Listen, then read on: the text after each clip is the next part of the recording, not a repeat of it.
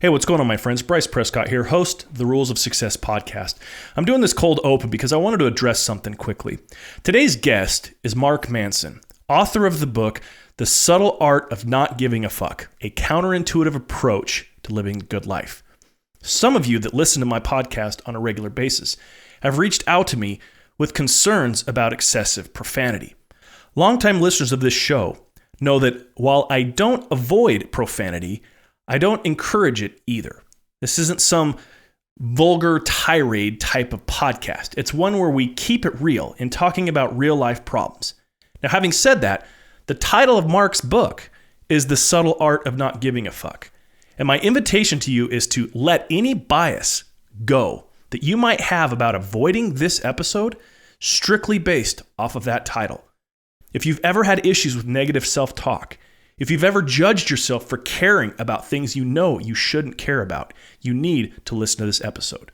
So I encourage you to let your biases go about that word and just enjoy the show. So here we go. Enjoy. For those of us that want to leave a dent on this planet, success is a daily thought and a consistent commitment. The good part is, success leaves clues. There are rules to follow if you want to be successful, and we identify those rules for you. Welcome to the Rules of Success interview series, where we converse with experts, mentors, high-level achievers in all industries, laying out for you the rules of success. Now here's your host, Bryce Prescott. We are back, my friends. It is another interview series episode, and I can't wait to have you guys hear this episode. This guy is Mark Manson. He is a New York Times best-selling author of a couple books. The most recent is The Subtle Art of Not Giving a Fuck. Today's rule has to address commitment. So I'm just going to jump right to it. Here you go. It's today's rule. I started realizing after a number of years, especially after my blog started becoming popular, it was like, wow, I just spent the last 7 years getting really, really good at this thing. I'd be an idiot to stop doing it. I also started to realize that I should commit to it. My life would be better if I committed myself to being the best writer I could possibly be, because you really don't reach the highest levels of success unless you're willing to give up a lot of the other dreams and ideas that maybe you have. And it was amazing because it surprised me once I made that decision. There was such a burden that came off of my shoulders. It's like all these thoughts that you have constantly that are eating up that mental RAM that we talked about that you don't realize. And then as soon as you make a commitment, you just drop all these other potentialities and you free up all this mental space, focus on the one thing in your life that really, really matters. And so that was an extremely freeing experience for me. And I was very surprised by it because I spent so many years avoiding commitment pretty much in every aspect of my life. So when I finally sat down and did it, it was like, wow, this is just so liberating. I just relaxed as a person so much. So there it is, people. Find something, stick to it, become an expert. Do what Mark did. He acknowledged that he was crushing it at writing, so he embraced it, became a writer, and next thing you know, he's got a super successful blog at markmanson.net with over 2 million visitors a month. And he's got 2 books that he's penned. The most recent, The Subtle Art of Not Giving a Fuck, a counterintuitive approach to living the good life, that has been atop of the New York Times bestsellers list. This guy's a great dude. I had a really enjoyable conversation with him. One of the things that really struck me about his book, and the reason why I reached out to him to have him on the show as a guest, is he takes this, as it even says in the title, this counterintuitive approach to self-development, to living a good life. His book starts out giving an example of this guy, Charles Bukowski. And we talk about this in the interview, and how Charles kind of just stumbled into things, but yet we romanticize his journey and put undue pressure on ourselves for success that has nothing to do with reality. And this survivorship bias that we all deal with is a very, very real thing. Now, that's just one of the things that we discuss. Mark Manson is a, again, legitimate superstar. I'd be willing to say that he's probably top 4 of the most influential and high-profile guests we've had on the show. And that's saying something considering some of the superstars we've had. But his book, again, The Subtle Art of Not Giving a Fuck, is a must read. Go to the show notes, click the link at Amazon there, and go pick up his book. Now, we're going to get right to the interview. Here in a second, though, I got to talk a little bit about my sponsors.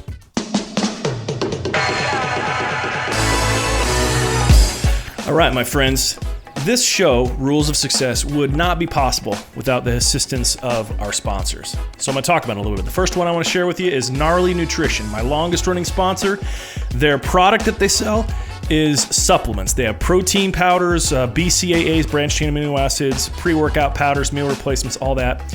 But from a bigger scale, Gnarly is concerned about helping you to do and have more out of life. And their entire culture is something that's really, really impressive. But it all starts at their website, gognarly.com. They've got a bunch of different resources you can check out there. And additionally, if you use Rules of Success as your coupon, when you check out, you get 25% off of your order. Again, gognarly.com, use Rules of Success for 25% off. Next, I need to talk about my own personal coaching opportunities and content for you. If you go to rulesofsuccess.com, you're going to find access to everything that I have available. One of the ways that I help pay for this podcast is I have 2 different ways to become involved with me from a coaching and consulting standpoint. I have my private Facebook group, The Annex, and I also have one-on-one private coaching and consulting that you can work directly with me. Now, to learn all about those opportunities and to address those 3 important key pillars for success, the right info, the right guidance, and the right community, go to rulesofsuccess.com and check it out. Make sure you leave your email there, get a part of our newsletter, and start receiving free content right away with an opportunity to work closely with me. The third one is Urbia Exchange. It's a real estate-based platform for both education and access to properties. If you are a real estate investor and you're looking for access to wholesale and investment type of properties and assets without having to go search the internet down, Urbia Exchange is where you'll find them. That's URBIAEXCHANGE.com. Reach out to me directly if you have any questions. Now, let's get back to the show. Interview series episode of Rules of Success coming to you. I am really, really excited about this one. We've got Mark Manson here, author of the book, The Subtle Art of Not Giving a Fuck. What's going on, my man? Not much. It's good to be here. It's good to have you. We kind of jokingly talked about this when I first started before. Do you have an idea of how many fucks are said in your book? Well, since you asked, I got curious and I pulled up the original manuscript on Word. And you can just search for that, huh? I'm control F-ing it. Control fucking it. It's apparently 179. That is no slouch, man. That is close. Blink 182. There's 182 in Scarface. So you're right up there. I guess it's a movie. It's a little different, but wow. I love what you've done to this book. We're going to jump into some of your a little bit about what makes Mark Manson. But before we get into that, I do want to touch on what your book and exactly what it is. And as we do that, I just wanted to kind of give you props about it. As I had shared with you when I reached out to you last week, every now and then I'll come across these books that are really transformational for me, for my specific station in life, for what I'm going through. And I have this private Facebook community where I was sharing some of the different things that I was, some challenges that I was having. And one of the members of our group came back and said, well, you need to check out this book by Mark Manson. So I went and bought it and, downloaded it on audio as well, on Audible, and started listening. And, the first 2 chapters really hit me. I mean, it was such a great way that you described it. It's the shock factor really kind of sets you into place. And I was wondering if you could share, just give me an elevator pitch of what your book, The Subtle Art of Not Giving a Fuck, is actually about. Sure. So, The Subtle Art of Not Giving, the first thing is when people hear the title, this whole idea of not giving a fuck, I think they all envision, like some guy who jaywalks and wears sunglasses indoors and things like that. And the book is not about that. It's not about being indifferent, or being detached from the world. Essentially, the idea behind the book is that we're all born with a limited amount of fucks to give in our life. And so it's incredibly important that we learn how to pay attention to what we are giving a fuck about. Basically, it's learning how to choose what matters to us. And I think most of us go through our life not aware that we even get to choose what matters to us, that we even chose at some point way in our past. And so the book is just a very it's a deep investigation into that, and it's of course sprinkled with lots of vulgarity and Which, let's be real, vulgarity is the best thing to sprinkle it with, right? yeah, exactly. It's something the way that you worded what I just heard there is really, it really does touch on what I got from it when my first pass through, and that it goes back to this thing that I read not too long ago where they were talking about this idea of cognitive budgeting. Like you basically have a certain number of decisions on a day-to-day basis that you can make that are within the framework of it's in your best interest, right? And then when you've exhausted those, you kind of start doing dumb shit that isn't good for you. The number of fucks to give like meshes perfectly with that idea that it's not that you're, like you said, it's not that you're indifferent. It's that it's, and I think these are your words. If they're not, I apologize, but value-based, it's like, it's about you choose what you care about, and then you hold those in priority to the other things. And the riffraff just kind of falls by the wayside. Is that fair? Totally. And it's not just, part of it is decision-making, the cognitive budgeting that you were talking about, but part of it's just purely attention. It's like if my attention is sapped up, let's say I'm obsessed with my Instagram account and my attention is just constantly being drained into seeing how many hearts I can get on my photos. That's going to severely limit my ability to pay attention to other things in my life, like whether my kids are being fed or my rent's being paid. So that's like a very extreme example of the concept, to kind of like prove the principle that that's something that like we all struggle with. Well, you did a masterful job on it, man. And I'm not blowing smoke when I say it is one of the most transformational books I've read in a long time. So kudos to you. Thank you. You shared some cool stories in there, and I wanted to dive into that a little bit about, Mark Manson, the man. Every time I've had a chance to interview either an author, an actor, an athlete, it's, the person that I'm talking to right now, you're a accumulation of all of these different experiences, but yet you're not defined by them either. Like you're able to use the context of those experiences to create a different experience for yourself going forward, but they still play a role. And so one of the things that I wanted to talk to you about was some of the things you referenced in your book about your childhood and how that played into money and entrepreneurship and value creation and all that. So share with me a bit what were the specific circumstances of your childhood and how did they play into this caricature of a person that you've created for yourself as this author, this blogger, this guy that tells a different story in a different way that reaches the numbers you do? The first thing I'll say is that I was very fortunate in a number of ways. One is that I grew up in a fairly wealthy family. My dad is a very successful business owner. So grew up big house, swimming pool, all the toys, like everything was very easy. So I was very fortunate in that regard, but I was also very fortunate in another regard in that my family life was pretty miserable. And I learned at a very young age that one, making a crap load of money doesn't make you happy. Cause I basically watched the more successful my father got, the more my parents' marriage deteriorated. Sure. So I got to see that firsthand. And then I also got to see actually in my family, money wasn't a solution to our problems. Money actually was used to either create more problems or avoid our problems. So anytime there was kind of discomfort going on, it's mom and dad would drop, 10 grand on a huge trip to Costa Rica or something. And then we'd all just kind of pretend for a week that nothing was wrong. And so it was very painful growing up, but I was fortunate in that I learned these lessons at an early age that's money is just a very arbitrary thing. So when I became an adult, I think more so than most, college grads or young kids, I very much was unconcerned. I'm not going to say that I didn't care about money. I mean, obviously I didn't want to like be broke, but Sure. I do feel like I was driven much more by experiences, seeing wealth in terms of experiences and knowledge rather than simply a bank account.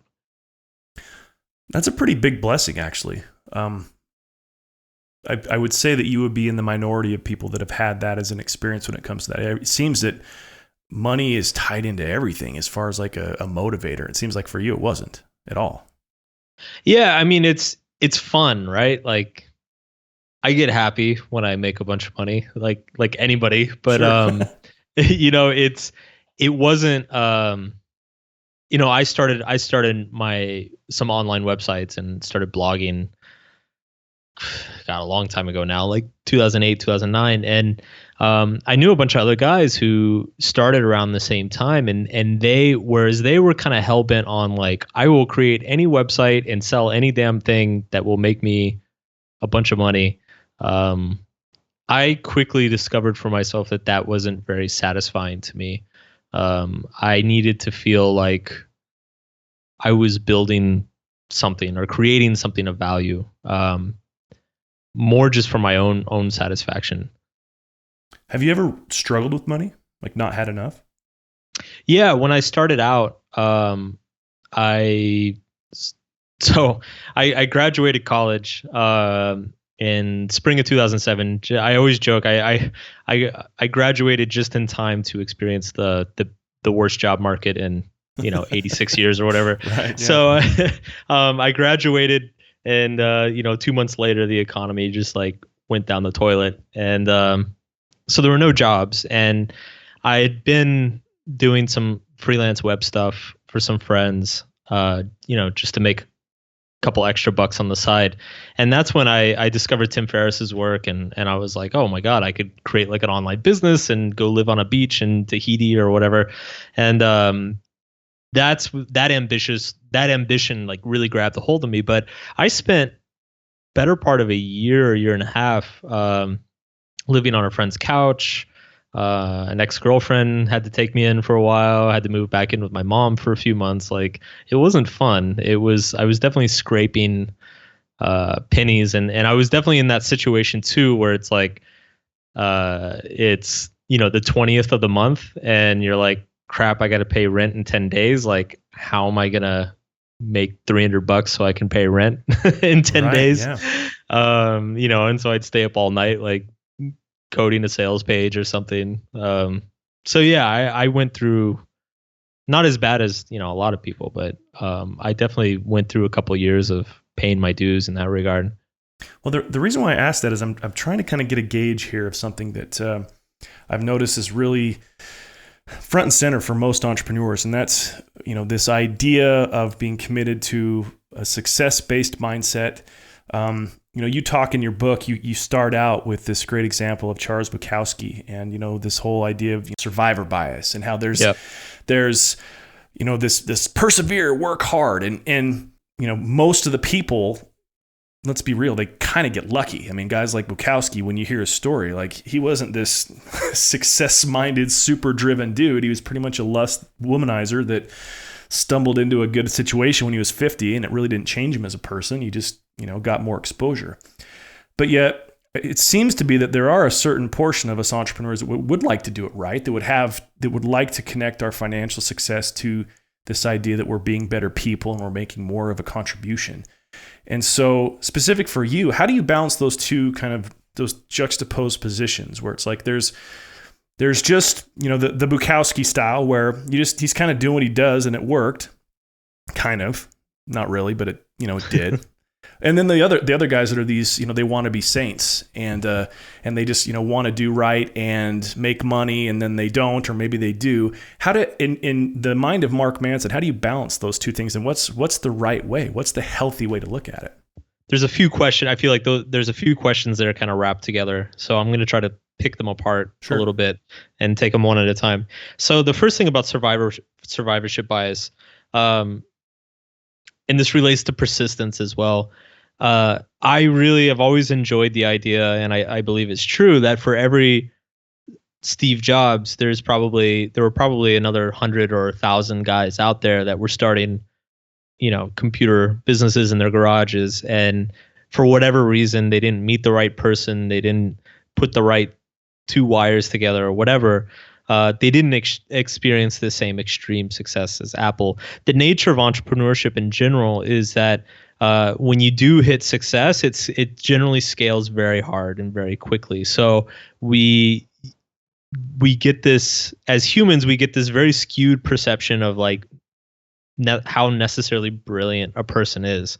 There is a lot of chance involved, and I think a lot of what is people harp on persistence, like the willingness to fail and just get up and keep trying. I think the celebration of persistence falls into this. If you look at somebody like Bukowski, who basically spent his whole entire life as an alcoholic and a deadbeat, he wrote for over 30 years before he hit success. I think you could easily argue that if he had cleaned himself up, got focused, developed a strong writing habit, had a clearer head, wasn't doing drugs or sleeping with prostitutes all the time, maybe that process would have only taken him like 5 or 10 years instead of the 30 or whatever. I think I see success in terms of like, we're all kind of buying a lotto ticket. Sure. It's just that there are certain things that we can all do to improve ourselves that give us a ticket that has better odds, So it's like, I could try to start this business and it'll be like 1 out of 1,000 whether it succeeds, or if I like do all this research and work on myself and develop really healthy habits, then that ticket can turn into like a 1 in 5 chance or a 1 in 10 chance, and that's huge. But still, at the end of the day, there's so much that's outside of your control, and there's so much that we get caught up in when we see these huge success stories like Steve Jobs or Bill Gates or something like that. Like they're just as much a product of the moment and circumstance as they are their own talents, in my opinion. It's kind of think about that rabbit hole for a second. So the example you use of Bukowski, if would have got cleaned up and everything, would he have really been the same writer though? Because a lot of what he wrote about was his experiences, and his, in your book, you even talk about how he just didn't care. Like he just, stop trying, don't try. Like that was on his, I think you said he was on his tombstone. Is that right? Yep. So would he have been the same? Would it have been like, we really can't quantify that. And it's such a mind fuck when you think about that from the vantage point of ourselves individualistically as entrepreneurs. Like, I'm looking through my own eyes at my own experience, my own world. So are you. It's one of those things where there's all these, and this is one of the things I was most drawn to about your book, is there's all these different principles and philosophies out there that can say success can come a certain way. It can be a scientific thing, whether it be, the law of attraction, whether it be hard work plus perseverance, plus putting yourself in the right position, all that, blah, blah, blah. But at the end of the day, all we can really control is where we put our foot the next time. Like we can only make one step at a time. We can plan, we can strategize, we can do all that, but we don't know. Yep. And there's something so freeing about just kind of letting that go, and not letting go of strategy and planning and having a bigger picture and wanting certain things that are, benchmarks or goals, but just not caring. I don't know. I'm not articulating in the same smooth way you did, but it's hard because I think the Bukowski analogy, it kind of falls apart because, as you pointed out, one of the things that seems to make art better is pain and suffering. Yeah. Whereas I don't think pain and suffering makes better businessmen or better entrepreneurs. If Steve Jobs was a raging alcoholic, I don't think he ever would have built Apple. So it is hard, but I just try to look at it in terms of like a small minority of, say, business ideas are actually going to be like real winners, and we have to be willing to like work through all those losers if we're ever going to find that winner. And I think the skill of being a good business person or entrepreneur is the ability to sustain oneself through like all those failures over and over again. Yeah. Right on, man. That's well said. It's true. Like the cumulative total is, thousands of failures, couple of lucky breaks, and, 1 or 2 really smart, calculated decisions. And that's pretty much when you break down truly successful people. Yeah. Pushing further down that narrative, I was curious, who's been, authors or mentors or people that have inspired you? Who got you there, or who helped you to get there? Oh man, this is going to sound so cheesy. Please say Tony But- Robbins. Please say Tony Robbins. Just kidding. Oh, I was gonna say my wife, but I don't think she meant to. I kind of went through this like little identity crisis a few years back. So basically, in my 20s, I got really hooked into a lot of goals and ambitions that at the time seemed very important. So I traveled the world and I lived in all these different places. I started successful online business and I experienced financial success and but I had all these like kind of these checklists of goals that like looked really good on paper. And I got towards the end of my 20s and I kind of looked back and I realized that a lot of that stuff that I had spent so much time and energy on actually didn't really feel like it mattered to me anymore. It all seemed like it was kind of just these like diversions that I was going on.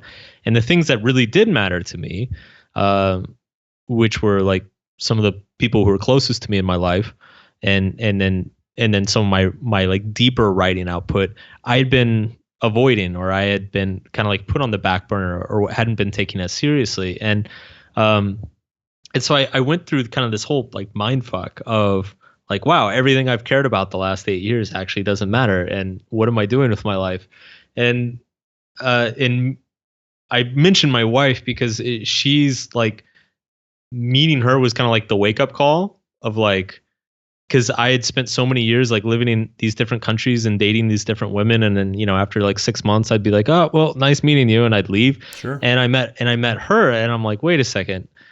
Like, I don't want to just leave. Like, what am I doing with my life? Like, am I really going to do this?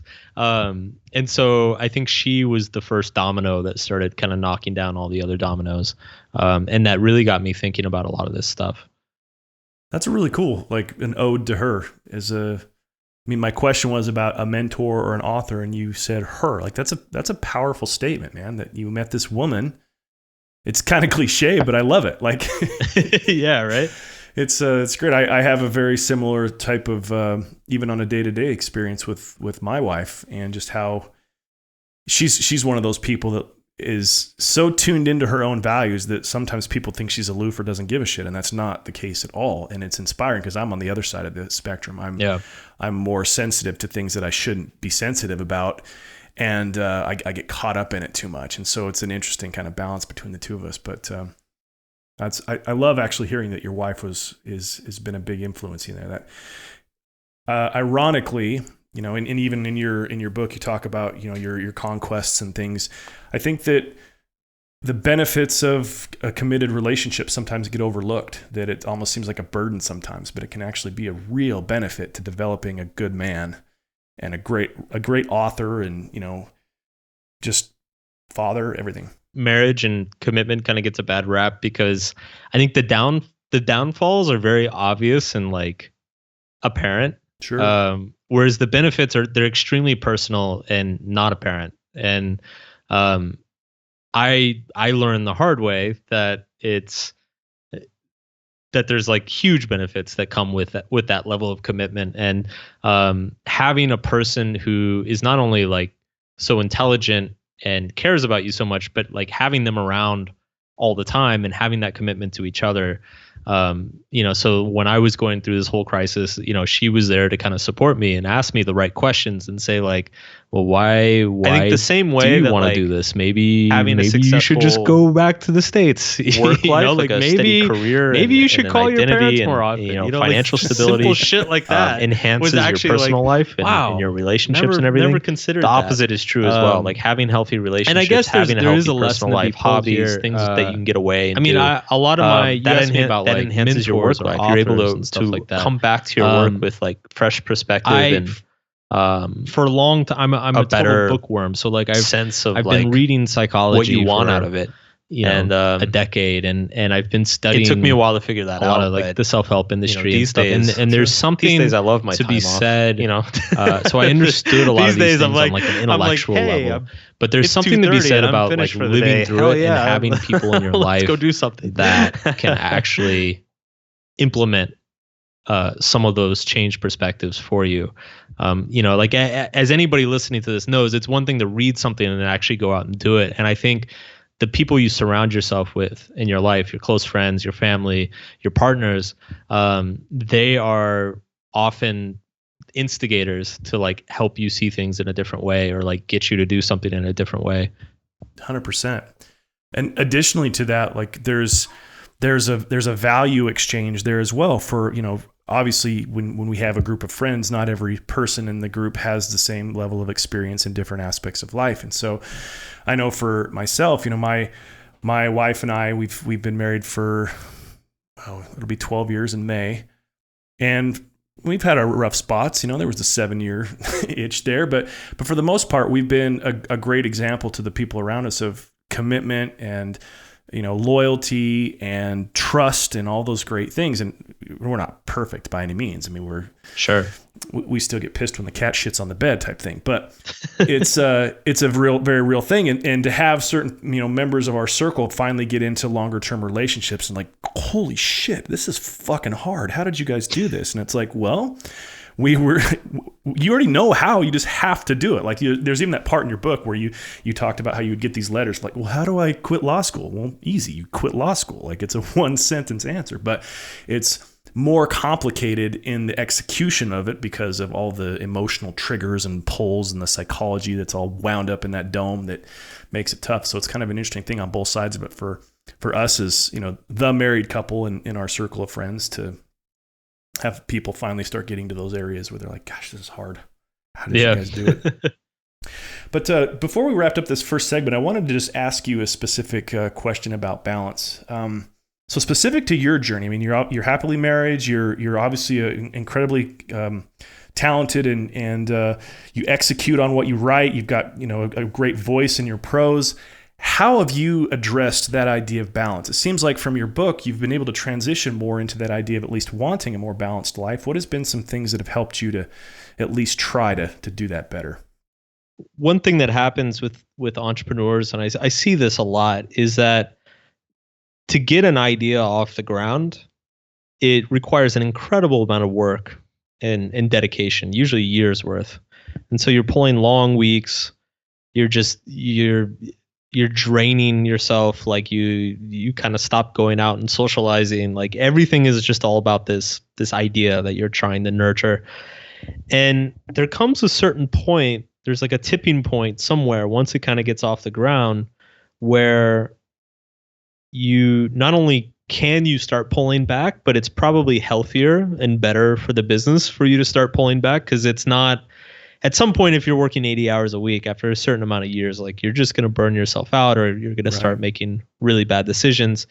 And so it's actually healthy to kind of pull back and have a more like sustainable work-life balance. And what I notice with a lot of people, and I experience this myself, is that there's like a certain amount of guilt that comes with it. It's like, well, I busted my ass for the last 3 years to get to this place. Why should I stop? Like I've done so much already. You start feeling like you're slacking off or something like that. And one of the concepts that was like very helpful for me was learning and understanding that your emotions are a resource as well. And so I started to kind of figure out that, hey, if I took like a 4 or 5 day vacation, I came back and was way more creative and way more inspired and way more invigorated afterwards. And that extra, like recharging that emotional battery, actually like had real tangible effects in the quality of the work I was doing. And so I think the same way that like having a successful work life, like a steady career and an identity and financial stability, enhances your personal life and your relationships and everything. The opposite is true as well. Like having healthy relationships, having a healthy personal life, hobbies, things that you can get away and do, that enhances your work life. You're able to come back to your work with like fresh perspective and a better sense of like what you want out of it. And it took me a while to figure that out, but these days these days I love my time off. These days I'm like, hey, it's 2:30 and I'm finished for the day. Hell yeah, let's go do something. Seeing that this is the middle of the show, my hope is that you're finding some great value and insight from the conversation I'm having with my guest. We continue that here in a few in the second segment, but I felt a specific desire to share with you a powerful tool that may just be what you're looking for. Throughout my career, I've noticed that success leaves clues, and one of those clues is that all high-level achievers have a coach. Whether it be personal or business coaching, there is a huge value that comes from the direct, personal connection and association of someone that can see your blind spots and help you expand past the limits of what you could do on your own. In case you didn't know, I offer both lifestyle coaching and business consulting to my clients. My introductory offering is a 12-week lifestyle expansion program where you and I work one-on-one to redesign your habits and priorities, making space for the life that you really want. It's comprehensive to the 4 tenets of rules of success, meaning we address your body, your relationships, your business, and your being. If you're ready to increase the results you experience in your life, head over to successtoolsthatwork.com. You'll be able to access all of the content and all of the resources I have available to you, including the opportunity to work directly with me and this free expansion blueprint. It all starts at successtoolsthatwork.com. Back to the show. All right, we're back. Second segment. Mark, thanks so much for your candor, man. It's cool to talk relationships and commitment and contribution and entrepreneurship and all this stuff with you, especially considering the level that you've achieved and being a legitimate New York Times best-selling author, not one that bought your way onto Amazon, but you actually have sold the books necessary to get that label. So again, thank you for your candor here. This is great. I want to jump into some of the specific principles that are in your book. My goal and hope for people that listen to this episode of our podcast, seeing a glimpse of your personality and kind of how you are and just your easygoing guy, I want them to go buy your book because of how it affected me and how I think that if we got this into the hands of more people, that it would make a difference on a cultural scale. And so I think the easiest way to get people listening to this show to take action and to click the link that's going to be in the show notes to go buy it would be to talk about some of those principles. So I know that in your book, it's like you build upon some of those principles. And so I wanted to talk about one that was at the very beginning, and then we'll add to this conversation a few of the others. First one I want to talk about with this, hopefully you could explain this for us. I'm sure you can, is what exactly is the feedback loop from hell? All right. So the feedback loop from hell it's this tendency, we all have this tendency to, and I like that you mentioned changing the culture, because that was actually one of the big inspirations for writing this book. There are certain things in the culture right now that I think are a little bit toxic or damaging, and I wanted to address those in a little bit of by speaking to people directly. Sure. But a big part of our culture is that it's become negative feelings have become like, we judge negative feelings like they're not socially acceptable, they're not acceptable in ourselves. And so most of us, or many of us, we grow up with this sense that like if we feel angry or sad or guilty or whatever it is, something's wrong with us. We're supposed to be positive, we're supposed to think positive, we're supposed to believe in ourselves, we're supposed to have high self-esteem and yada yada yada. The problem with this is that as soon as we start judging our own negative emotions, it makes it even worse. So what happens is not only am I angry, but I start to get angry about the fact that I'm angry, or I start to get guilty at the fact that I'm guilty, or I start to feel sad at how I'm sad all the time. Right. And all this does is it just compounds the negative emotion. You're fearful that you might be scared at one point. Right. You start getting anxious because you're anxious all the time. Right. And so what happens is you get in this feedback loop. These negative emotions just start building on one another. And what I say in the book is the only way to short circuit the feedback loop from hell is to not give a fuck. Is to say, you know what? I'm anxious, but anxiety is a normal part of life. Anxiety is a healthy, completely normal human emotion. And I'm not necessarily a bad person for feeling anxiety. Same thing with anger, same thing with guilt, same thing with sadness. Same thing with shame. And a big component of the book, the original, when I started writing it, I didn't know what the title was going to be, but the original, the conception I had in my head was negative self-help, because I wanted to write a self-help book that basically argued the merits of negativity and negative feelings, why pain is important, why struggle is important, and why we shouldn't avoid these things. One of the things that I've caught myself in doing in the, the social media space, being a podcaster, I'm a content creator, I do, videos and all sorts of other stuff. I find myself taking commentary on the state of self-development. And your book was just, I felt so connected to what you were writing because of exactly what you just talked about. This feedback loop. There's all these cliche memes and shit that you can read that are like, the way around is through, and all this, dumb stuff that is this conceptual idea, but it's not real. But when you actually are able to sit in and go, okay, so why am I angry about being angry? Like this double layer thing. And you just legitimately address it. Like that to me was one of the biggest takeaways about the feedback loop from hell, was that you can play it out. Like you don't have to guess on how to do it. Why do you care if you're angry? Stop caring. And then all of a sudden the anger stops. It's this beautiful indifference. I say it in a healthy way. It's like, you're not indifferent that you don't care or that you're apathetic. It's that it's not important anymore. Like it just is. Okay, great. And you move on. You kind of touched on something else too. I think there's a chronic tendency in the self-development world to explain negativity. And it's like, look, sometimes I just wake up and I'm cranky.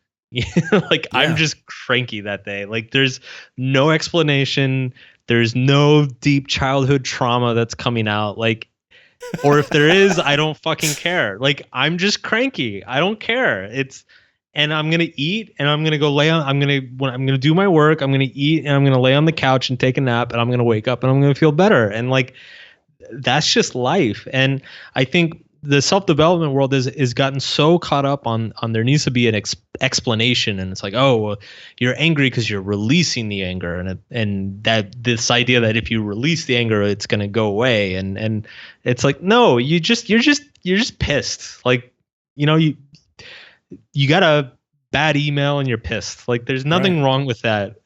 That's completely human and normal. And I think we all need to do a better job of simply accepting it and being comfortable with it. So to add to what you're saying, the flip side of that is that it's so annoying and destructive at the same time, is if you have to always define the negative emotion, the negative experience, the negative thought is some sort of bigger thing, you're going to trip yourself up in having to define the good stuff too. And it could seep into worthiness. And it's like, well, I guess it just fucks everything up when you start caring too much about all that stuff. It's like, can't things just be good because they're good? And can't things just suck because they just suck? Like it doesn't have to be some medieval 3 generations personality live past. Some dude kicked a squirrel and now it's coming back through me. Like it's not necessary. Just own it. And this leads into I'm taking over now. This leads into the chapter 2, which is which I basically make the argument that like fuck your feelings. Like your feelings don't really matter. I think there's a paragraph somewhere in chapter 2. I say, what else lives their life basing all of their decisions and all of their ideas on how they feel at that exact moment? Dogs. You know what else dogs do? They shit on the floor. So why are we aspiring to this? Right, and the kid in the blue hat, fuck that kid. Yeah, exactly. All right, so perfect. So we went from the feedback loop to the fuck your feelings to let's move into one that I actually found a lot of connection with. I actually made as a part of this podcast, I have 2 types of episodes. I have these ones, which are interview series, and then I have a shorter 5 to 10 minute one called the development series. And I did one based off of some epiphanies I had when I was reading this specific chapter of your book, where you talked about the dangers of pure certainty. And the idea of just, what if you're wrong? Open that can of worms for us. Talk to us about what the dangers of pure certainty are.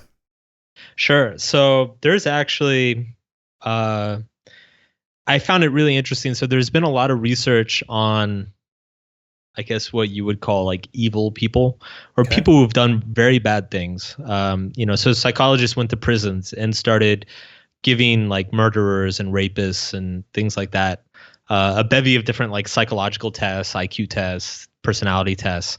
And what was interesting is that one of the strongest correlations, so a lot of the things that people assume must be true about these people isn't necessarily true, so they're not, they don't have a lot of them don't have low self-esteem. A lot of them have very high self-esteem. A lot of them are very smart. A lot of them come from good families. But one of the interesting things was pretty much every single person who committed this like horrible thing felt that they were justified. They felt that they were right about something and they were certain about it. And so there are a couple psychologists who started getting interested in this. Like, maybe certainty is a problem. maybe right. This like complete, kind of obsessive certainty in our own beliefs actually causes more problems, and it's better to have some degree of like skepticism or doubt or wonder if you're wrong. And I found that fascinating because it lined up with a lot of experiences in my personal life and a lot of experiences I've had myself. Like, I look back at a lot of like the bonehead, dickish things that I did in my life, or the biggest mistakes that I did. And it's usually because I was really wrong about something, but I thought I was really right.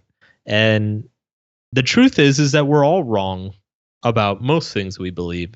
If you think about it, like, our knowledge and understanding progresses so much throughout our life. Like, if you think about like what you used to think 10 years ago was true, you'll probably kind of like laugh and shake your head. You're like, wow, I really had no clue. Right.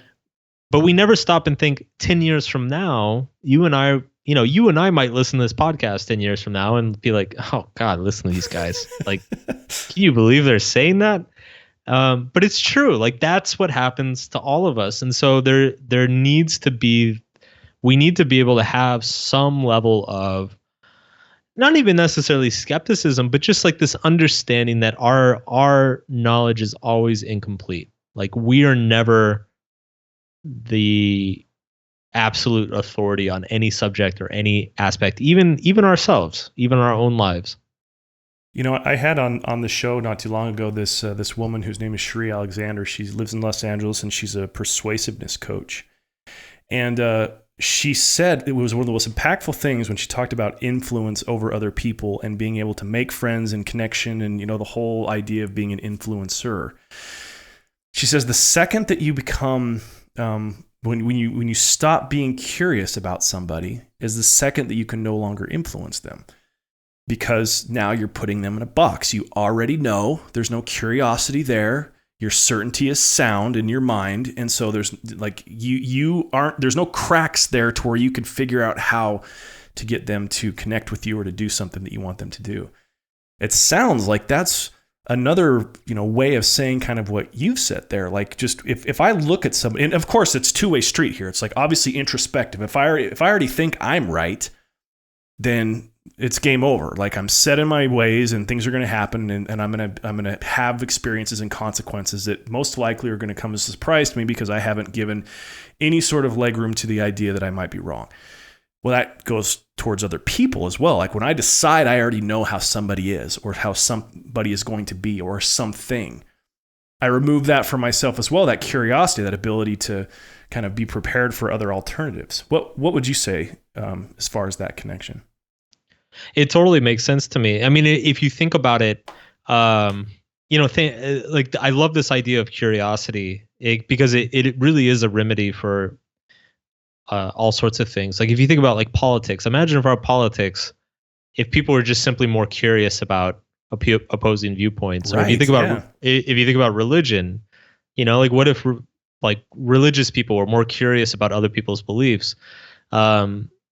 Because the lack of curiosity just brings judgment, and it's not, judgment has its place in certain instances, but it's the problem is when we become self-righteous, like Right. once we decide like, oh, my way's right, everybody else is, it's all those damn liberals or all those damn conservatives that are wrong, or all those Jews or whatever. Like as soon as people stop being curious, stop having, like, leaving an opening for things that they don't understand, they just become self-righteous. And that's where a lot of the damaging behavior, I think, begins. It starts from that point, because that self-righteousness, people start seeing themselves as, the authority over others. Well, when somebody else becomes a singular thing, like it's just, them, it's just so damaging. And there's never any compromise that can come out of that. So let's transition now to one of the other ones that's more towards the end of your book that I actually, we touched a little bit on this. I think we didn't say it specifically in our first segment talking about relationships, but it obviously applies. Share with us your idea of this concept of freedom through commitment. What exactly does that mean to you?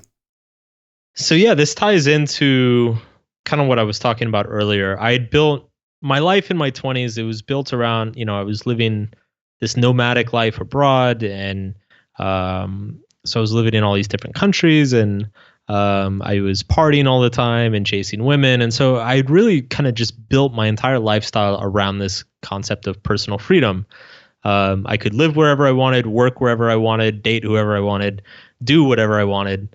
And it was a lot of fun. Like, don't get me wrong. Right on. No regret. Like, no regrets. But that's exactly what I was talking about, that I discovered, a few years on. It all started to feel very meaningless. Sure.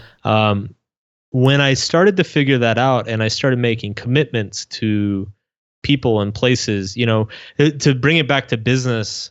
I already talked about my wife, but to bring it back to business, there was a time, the first few years I was in business, I had multiple websites, and I was doing different work through different websites. And I always kind of had this idea too, that, all right, cool. I'll build my websites up and then hire people to run them. And then I'm going to go into music or something. Like, I had this idea that I was going to have like 3 different careers or something throughout my life, that I was just going to drop everything and go do something else. And I started realizing after a number of years, especially after my blog started becoming popular, it was like, wow, I just spent the last 7 years getting really, really good at this thing. I'd be an idiot to stop doing it. And I also started to realize that, like, I should commit to it. Like, my life would be better if I committed myself to being the best writer I could possibly be. Because you really don't reach the highest levels of success unless you unless you're willing to give up a lot of the other dreams and ideas that maybe you have.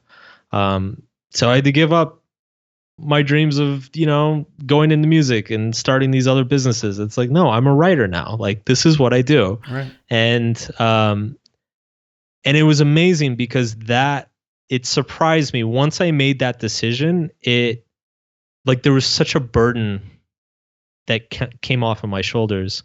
Like a more superficial example with the relationship stuff is, like, as soon as I committed to my wife, suddenly I felt more free, because suddenly I'm not worried about, like, where am I going to meet my next date, or is this going to work out? Maybe is she going to dump me next month, or, like whatever. It's like all these thoughts that you have when you're single, you're like constantly, they're eating up that mental RAM that we talked about. Yeah. That you don't realize. And then as soon as you make a commitment, you just drop all these other potentialities and you free up all this mental space, like focus on the one thing in your life that really, really matters. And so that was an extremely freeing experience for me. And I was very surprised by it, because I spent so many years avoiding commitment pretty much in every aspect of my life. So when I finally sat down and did it, it was like, wow, this is just so liberating. Like, I just relaxed as a person so much. I've noticed that those that are, and this is a sweeping generalization, but it would seem that a lot of people that are afraid of commitment, they actually would thrive really well within it, because it's exactly what they're looking for. They're just, that doorway looks ugly to get there. Yeah, it's ironic in that way that like the one thing they need is the thing that they're afraid of. Right. Oh, Mark. Waxing philosophical. I love it. So let's, as we're wrapping up here, if it's okay, I wanted to ask you some questions that were specific to how you've built your influence, your following. You obviously, you've had this incredibly successful blog. You've got 2 great books. One of them's a, as I said before, New York Times best-selling author, it's on the bestseller list, excuse me. What would you say has been your most impactful strategy for growing your blog and expanding your influence? I think the thing I benefited from the most was social media. I think there was kind of a golden age of social media from around 2012, 13, 14. And I was, part of it was what we were talking about earlier. Like I was in the right place at the right time, but I was also smart enough to identify it pretty early and jump on top of it. And I think I was fortunate enough as well that I'd spent a number of years before I blogged seriously, like doing online marketing. So I had experience, like, all right, how do I title an article so that people will read it? Basically how to do clickbait. Sure. Copy. Yeah, copy, but like not do it in a cheesy way. Like do it in a way that like that adds value. And so when I realized that Facebook was moving its strategy over to become like the world's newsfeed, I quickly jumped on top of that and took advantage of it. And that's really where the explosive growth came. You developed a skill set of understanding how to write compelling copy and to get people to at least click on your stuff, combined with a good little bit of luck with the timing on where Facebook was going. Is that fair? Yeah, and then obviously, I mean, I can't sell myself short. I mean, around that time, I had been blogging for about 5 years, so I think my writing really started to get good around then. And so all those things kind of happened together: the social media opportunity, my background in copywriting, and then the fact that I felt like I really got good at creating content that people liked around the same time. And you put all those things together and readership like 10x'd basically within a few months. Nice. What would you say then would be the most important skill set for somebody that's looking to replicate or at least try to do something similar to you that they would need to acquire? I think, at this point, my occupation, it's funny, I exist in this strange world between being like a kind of a classic conventional writer and being like an online influencer, content marketer, whatever you want to call it. Sure. I would say, I think these days for people who want to be a writer, and particularly to write online, successfully online, it's an interesting time. I mean, obviously you need to get really good at writing, and a big part of getting really good at writing is finding your own voice and your own style, finding something that resonates very strongly with you, like a certain tone or style, and then like getting really good at conveying that. Sure. But I think also that what's true now that maybe wasn't true, say 10, 20 years ago, is I think to be a successful writer now, like you have to have a basic understanding of like some basic marketing, like understand like branding, basic copywriting, basic advertising, like understand like what a good brand is. And like, because it just helps, like from a very, very big picture point of view, it just helps orient you in your work to the world. Like it helps you like know how to like frame things in a way that's more compelling. It sounds very similar to advice I got from another one of my guests. I'd be curious if you actually know this guy. His name's Nicholas Cole. He's got like 20 million impressions on Quora, and he was recommending to use Quora as a good way to dust up your chops with writing. You don't have to worry about what you're going to write about. Just go pick a question and then answer it, and it gives you a really good exercise to get used to telling stories. And the great thing about Quora is that it's instant feedback. The problem with like the old advice of like just go start a blog is like nobody there's 8 billion blogs out there now, so like nobody's gonna go read it unless like you start promoting it really hard. But Quora, go answer, 20, 25 questions one week and see which ones get upvoted a lot. To wrap this up, I just wanted to give you the floor the one last time. Is there anything specific you'd like to share? Anything that we didn't talk about that would be important for the listeners of this show to know about you and about your work? No, just check out the book and check out the website, markmanson.net. Excellent, man. So where else? So we've got your website, and you guys, you've heard me say this a bunch. Just touch the image on your screen for your phone. It'll flip over, and there'll be all these links there for you on the show notes. So markmanson.net. It's going to be in the show notes link. Are you on Facebook, Twitter? Where do they find you if they wanted to actually reach out to you on social media outside of your website? Facebook.com/markmansonnet. It's one word. Okay. And then Twitter is I am Mark Manson. I am Mark Manson. Okay. Thank you so much for your openness, your candor. I love your book. I love your work. You seem like a good dude as well. So thank you for sharing a part of your day and your story. And just really appreciate you coming on the show. Yeah. Thanks, Bryce. It's a pleasure, man.